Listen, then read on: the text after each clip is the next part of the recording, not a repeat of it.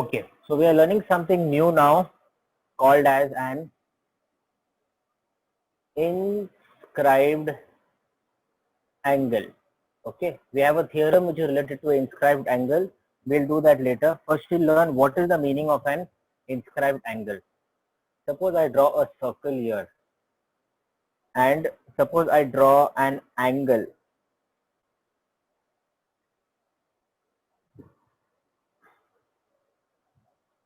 Let me name the angle as angle ABC.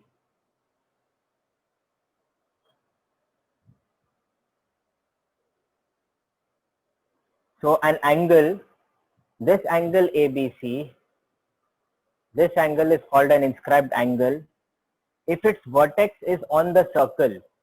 Now if you see, this is the vertex of the angle, this vertex is on the circle, and arms intersect the circle in distinct points. Arms intersect the circle means if you see arm BA or ray BA and ray BC is passing through the circle at two distinct points. Distinct point means 2 points which are far away from each other. Such type of angles are called as inscribed angles. Okay, such types of angles are called as inscribed angles. Now related to this, we have something called as intercepted arc. Intercepted arc. The arc of a circle that lies in the exterior, arc of a circle which lies in the interior of an angle such that the points of intersection of the angle and the arc are the end points of the arc. Okay, now this line I said you must not understood anything. But let's see the figure and understand this. Very simple. Arc of a circle that lies in the interior of an angle. Now if you see, this is the circle. Angle ABC we have as the angle, and arc AXC, this arc lies in the interior of this angle. Means what? If you open your mouth, it is like this is your mouth and this is inside your mouth.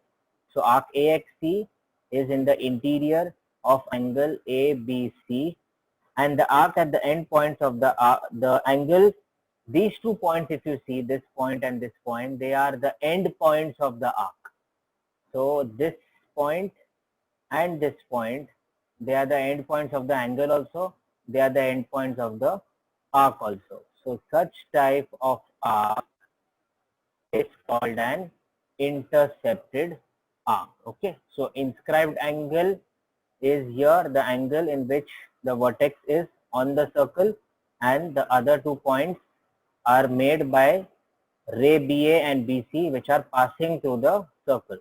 An intercepted arc is the arc of a circle which is lying in the interior of the angle or the interior of this inscribed angle. Such type of arcs are called as intercepted arcs. Okay, now this intercepted arc I can even draw in another way. Let me take another circle.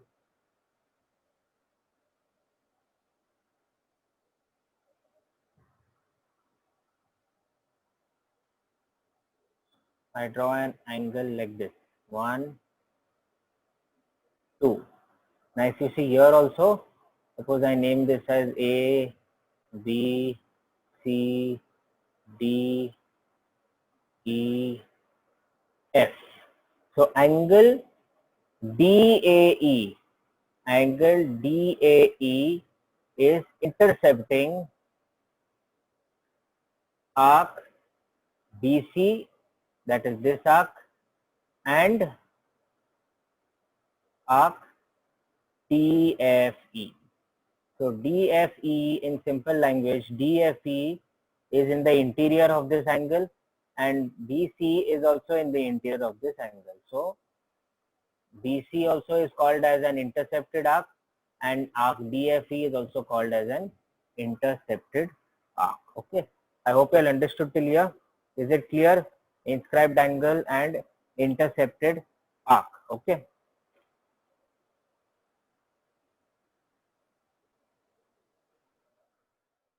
Inscribed angle theorem. We already know what is the meaning of an inscribed angle. Now we will learn to prove the inscribed angle theorem. What is the statement telling us? The measure of an inscribed angle is half of the measure of the arc intercepted by it. Now here in this diagram, what is the inscribed angle? Angle BAC. Angle BAC. Everyone, please pay 100% attention here. Angle BAC is the inscribed angle, and we have to prove that this angle BAC is half of the intercepted arc. What is the arc intercepted by BAC? We just learned arc BDC. So we have to prove that this angle BAC is half of measure of arc BDC.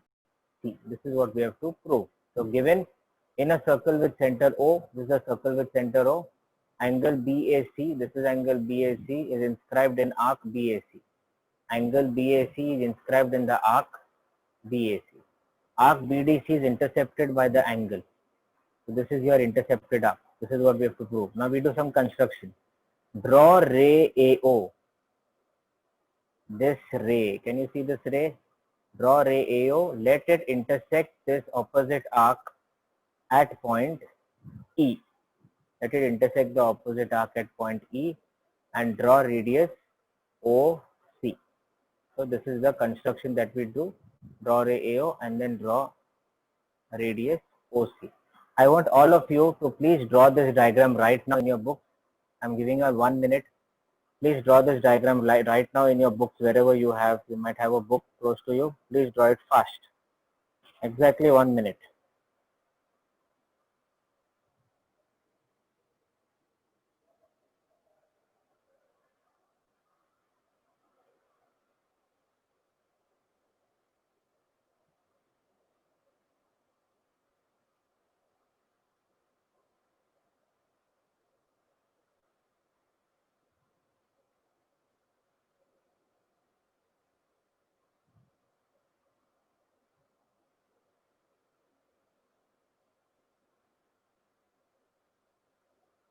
Okay, let's continue. In triangle, let's see step by step now. Continuously, you will see the figure, whatever is there in your book, and we'll understand line by line this theorem. It's a simple theorem. It's a big theorem, but a simple theorem. Let's see. Let's start. First, in triangle AOC, okay, can you see triangle AOC in your diagram? Can you see triangle AOC in your diagram? Let me draw the diagram here. You might find it a little more simpler. Okay.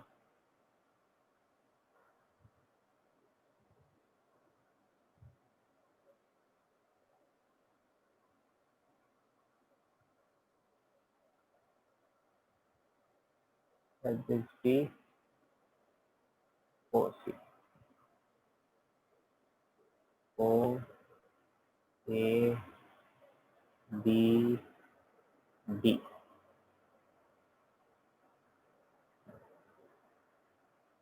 This point D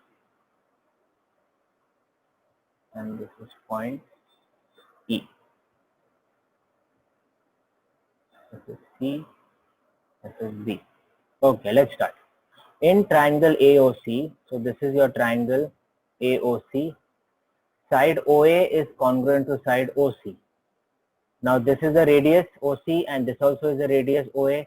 So both these sides are obviously equal to each other. Why? Because they are radii of the same circle.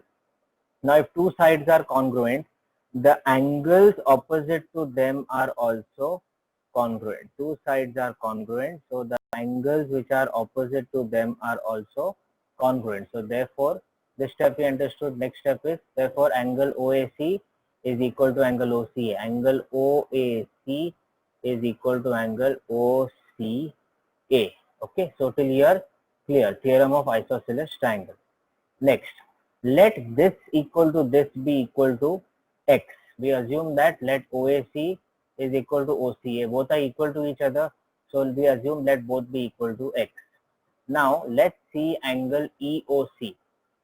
Angle EOC. Now this exterior angle theorem, if you all remember, we have studied in the 9th standard. What is the exterior angle theorem? quickly let me revise. Suppose this is a triangle and I draw a extension ray here. Suppose this is triangle ABC and this is D. So exterior angle is equal to the sum of the remote interior angles. This exterior angle is equal to sum of remote. Remote means not next, far from each other. So this exterior angle is equal to sum of this angle plus this angle. Okay, so exterior angle equal to sum of remote interior. Now this is related to this. Now we'll see this diagram from the same thing how it came in our original diagram. Can you see here? Angle EOC. Angle EOC is your exterior angle. So angle EOC is equal to sum of remote interior, that is this angle plus this angle. Okay, so angle EOC is equal to sum of the remote interior angle, that is this angle plus this angle. This was your 9th standard portion. So those who remember, very good. That's the reason we say 9th also is very important, very, very important for the 10th standard. So now OAC and OCA both are equal to X. Both these are equal to X. So X plus X is equal to 2X. Okay, so till here, if you all understood, please say clear. Please type clear in the chat box if you all understood till here. If any doubt is there till here, please unmute. Or else type clear fast. We'll continue then. Okay, let's continue. Now let's see the next. Angle EOC is a central angle. Can we see angle EOC? EOC, this angle EOC is nothing but a central angle. This angle EOC is nothing but a central angle. So we learnt that central angle is equal to the minor arc in our previous lecture. Central angle is equal to the corresponding minor arc. Suppose this is a central angle. Opposite to this angle, which arc is there? EC. So this central angle is equal to arc EC. This is what we proved, or this is what we learned also in the previous practice set. So if angle EOC, is equal to 2x, then measure arc EC is also equal to 2x, because both these are equal to each other. Okay. Now see the statement 1 and see the statement 2. Statement 1, OAC is equal to OCA equal to X, and statement 2, EC is equal to 2X. So this is written as it is here. This also is written as it is down here. Now 2x, okay, is equal to 2x, and here we have x. Please understand this very carefully. I am writing it down here again. Measure arc EC is equal to 2x. Okay, this is what is written this side. Let me give it a different color. This is what is written here. Measure arc EC is equal to 2x. The same thing I wrote here. So therefore, half of measure arc EC is equal to x. How this came? This 2 I brought down. This 2 I brought down on the left. So therefore, half of measure arc EC is equal to x. Please type a y or an n. Y for yes, n for no. If you all understood this blue part. If you all understood this blue part, please type y or n. Y then yes, n then no. No then unmute yourself.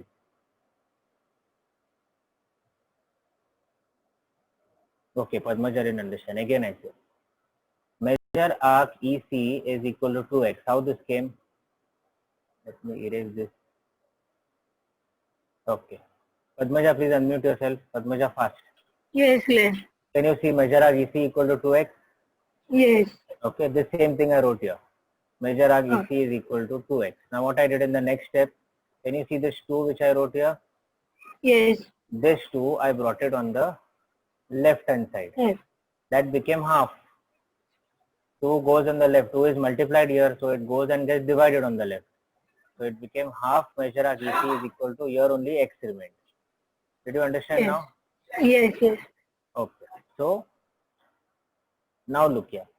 Mute yourself, Padmaja. OAC and OCA is equal to X.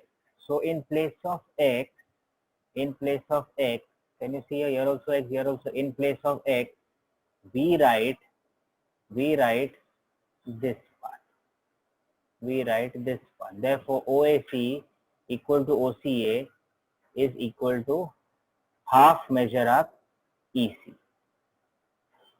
Okay, OAC equal to OCA equal to half measure of EC. Now, why they have written E here?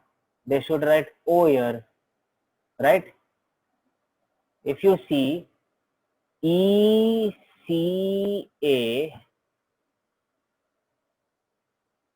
can you see angle OCA? Can you see angle OCA, everyone?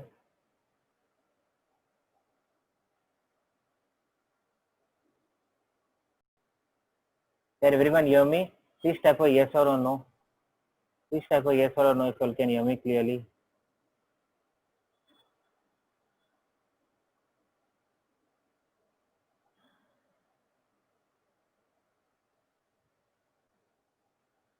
Okay, see here.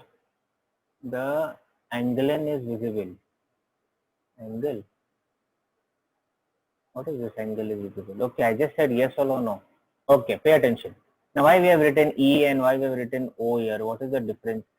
Okay, what is the difference? Now, if you see OAC is also angle A and EAC is also angle A.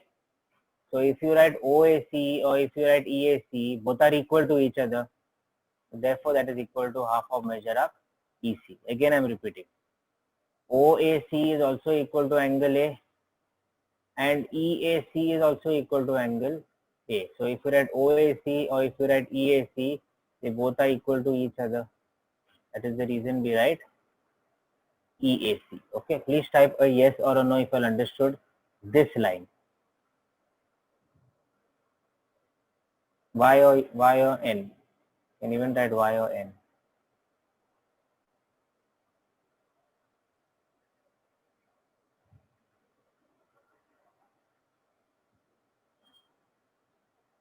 Let's continue.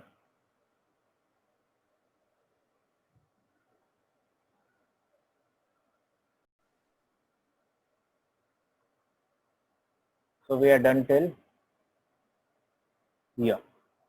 Now, similarly, by drawing segment OB. Now, what is the meaning of this similarly by drawing? Now, if you see here, what we got here, OAC is equal to EAC is equal to half of measure of EC. Now, can we see angle EAB? Can everyone see angle EAB? Let me just erase little bit of this. Okay. See angle EAB. EAB. This is nothing but half measure of BE. Now we proved that EAC is half measure of EC, inscribed angle. Similarly, we have to write. We don't need to prove this entire thing once again. We can write. Similarly, we can prove that EAB is also half measure of EB. We just proved EAC is half measure of EC. So similarly, we prove that EAB is also half measure of BE. Okay.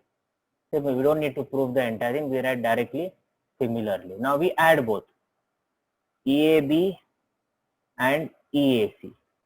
EAB plus EAC is equal to half BE plus half EC.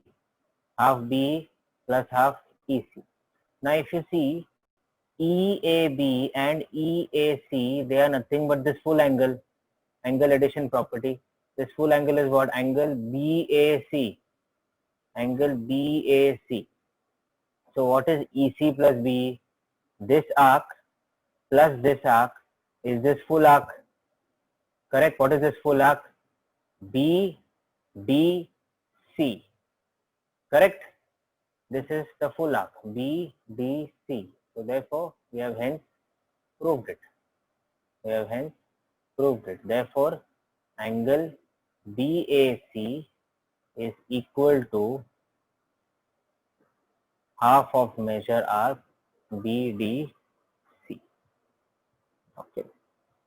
I want everyone, I'm going to just unzoom this. So if anything to ask is there, you can please ask me. I'll just unzoom, just look at the entire theorem once again. Okay, you'll have to please zoom it and see whatever you'll have seen, so that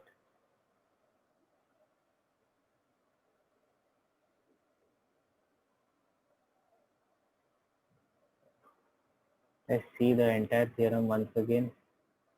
If you have anything to ask, please ask.